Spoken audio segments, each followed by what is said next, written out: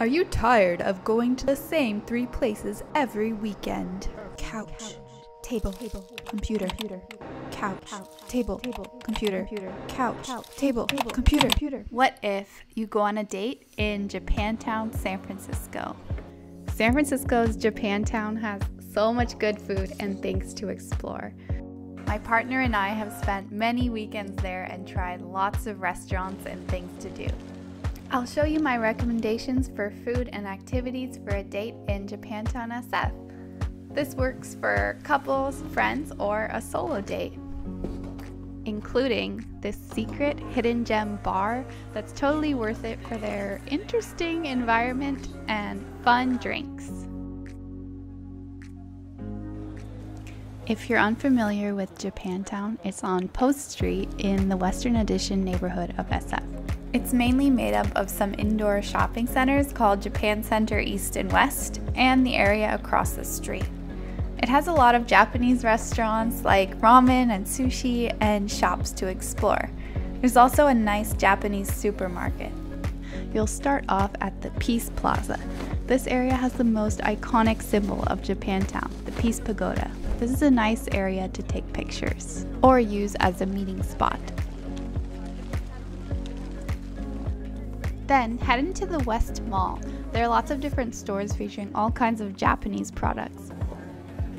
Make sure you get there by 6 p.m. so you don't miss out because a lot of the stores close at 8. I recommend just walking around and exploring all the different stores in the mall.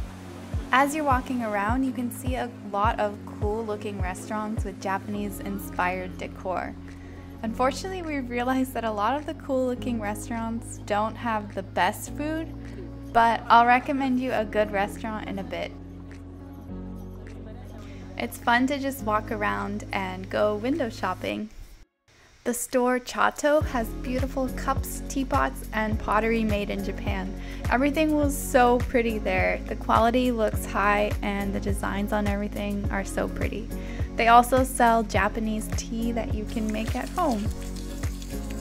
There's also Kinokuniya, a Japanese bookstore. They have books in English and Japanese.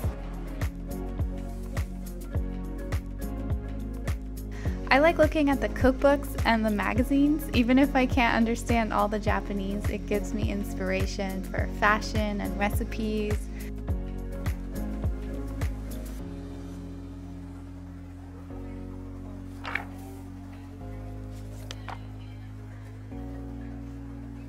Recommendations for food in Tokyo.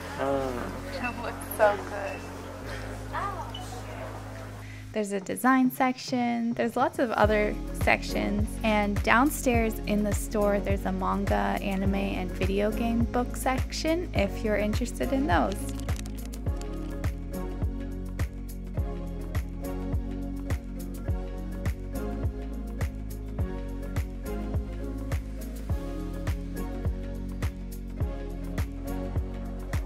Another store I found interesting was this one called Maido. I got drawn in by the cup noodle tote bag I saw outside, and they have some stationery, cards, and lots of things you could give as a gift.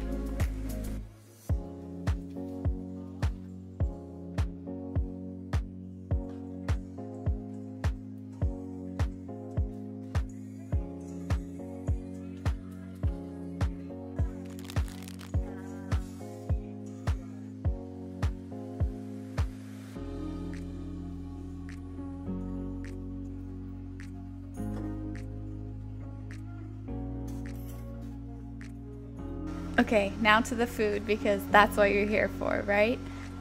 If you'd rather have a snack than a meal, check out Yamachan Takoyaki. This is the best takoyaki in the Bay Area. It's a street food from Osaka, Japan with octopus inside. If you want a meal, I recommend Udon Mugizo. The noodles are really good and authentic there. The environment is nice too. You might have to wait a little bit. They have an iPad outside to sign up for the Yelp waitlist. We only had to wait about 10 minutes. That's some good tea. Good? Some really good tea, yeah. Tomo got the cold udon with an egg. Everything on the menu there is delicious. I love grinding sesame seeds. It's so much fun. I got the cold dipping udon with vegetable and shrimp tempura.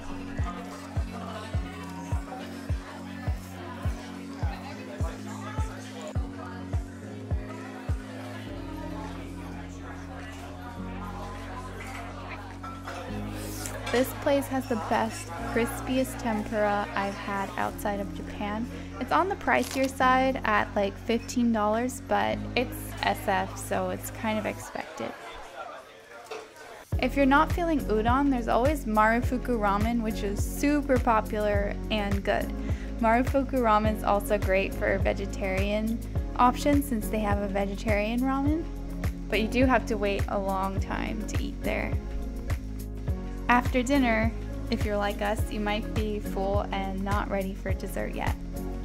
This is where I recommend going to the secret hidden gem bar and then get dessert after.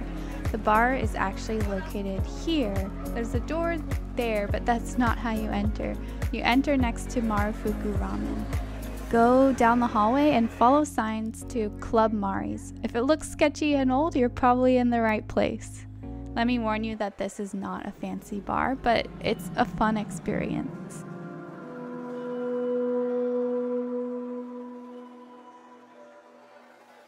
It feels like you're transported to somewhere in Japan.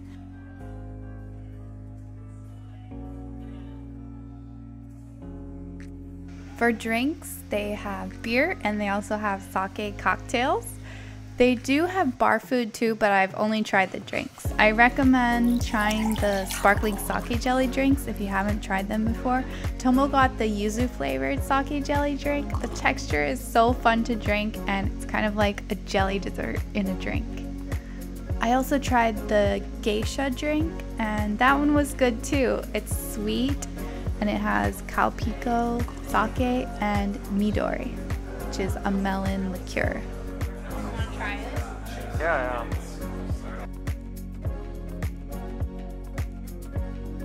For dessert, mochi donuts is always good, but it does close at 7 p.m. The donuts have good flavors like matcha yuzu, strawberry milk, black sesame, and the flavors change every day. The texture of the donuts is nice and chewy. Look at that stretch. Matcha Cafe Maiko is my favorite, and they're open later. They have lots of matcha drinks, but I always get the Maiko Special Parfait. The parfait is so good and it tastes just like the ones I've had in Japan. It has soft serve ice cream, cake, mochi, red beans, cornflakes, and jelly. I like all the different layers, so each bite is different. It's a good size for sharing, and they always have matcha and vanilla soft serve, and this month the monthly flavor was hojicha, so we got matcha hojicha swirl. We ended up spending about $83 for the night, and this was for dinner, drinks, dessert, and parking at the Japan Center garage. It was a fun date night with good food and looking around at the shops. I recommend this Japantown date. It works for an evening or daytime date. Just keep in mind that some of the stores close at 8 p.m. What's your favorite date spot in SF? Let me know in the comments, and also let me know if you have other questions about Japantown San Francisco. It's such a fun place to hang out. Thanks for watching and see you next time.